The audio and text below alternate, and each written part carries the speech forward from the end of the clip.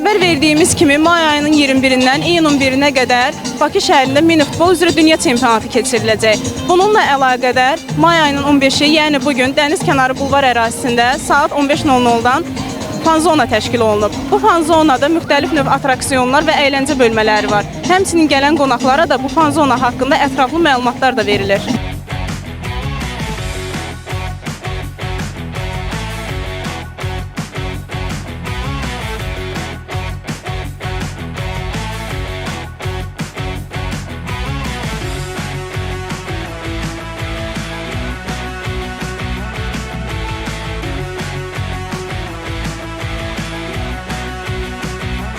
Bulvarda təşkil olunmuş fanzonada müxtəlif atraksiyonlar və əyləncə bölmələri də təşkil olunaraq gələn qonaqların istifadəsinə verilib.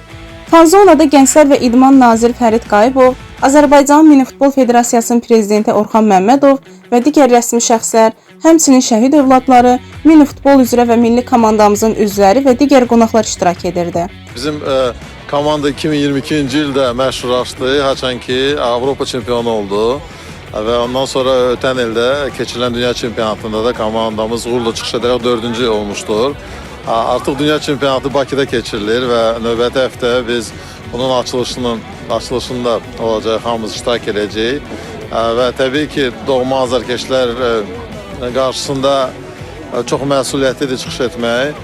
Amma eyni zamanda da biz inanırıq ki, fürsətdən də istifadə edib istərdim ki, tamaşaçıları da, azərkeşləri də Milli Gimnastika arenasına dəvət edirəm. Haradakı bu dünya çempionatı baş tutacaq ki, bizim komandamıza dəstək olsunlar və inanıram ki, komandamız çox uğurla bu dünya çempionatında çıxış edəcək. Bugün əlamətdar bir haldır ki, biz şəhərin sakinləri və qonaqları üçün bulvarda, Milli Bulvar parkda fanzon açdıq və burada vətəndaşlar, sakinlər öz asudə vaxtını keçirə bilərlər və hesab edirik ki, bu daha da marağı artıracaq dünya çempionatına. Gördüyünüz kimi gənclər, şəhid ailələri, onların evladları burada asudə vaxtını keçirəcək. Hər gün biz istəyirik ki, burada daha çox insan olsun, daha çox gənc, uşaq burada vaxtını keçirsin və mən də vaxt olarkən buranı ziyarət edəcəm, onlarla bir yerdə olacaq. Hər zaman şəhid ailələrin yanında olan Yaşad Fondu bu dəfə də şəhid övladlarını unutmadı.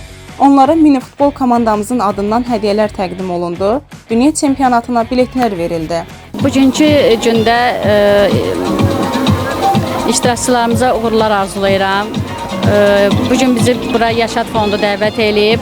Mən öz adımdan Yaşad Fonduna təşəkkür edirəm. Hər zaman şəhid övladlarının yanındadır. Hər bir şeydə şəhid övladlarına dəstək olur. Çox təşəkkür edirəm. Uşaqlar üçün təşkil olunan bugünkü tədbir üçün bəyəndik deyərdim.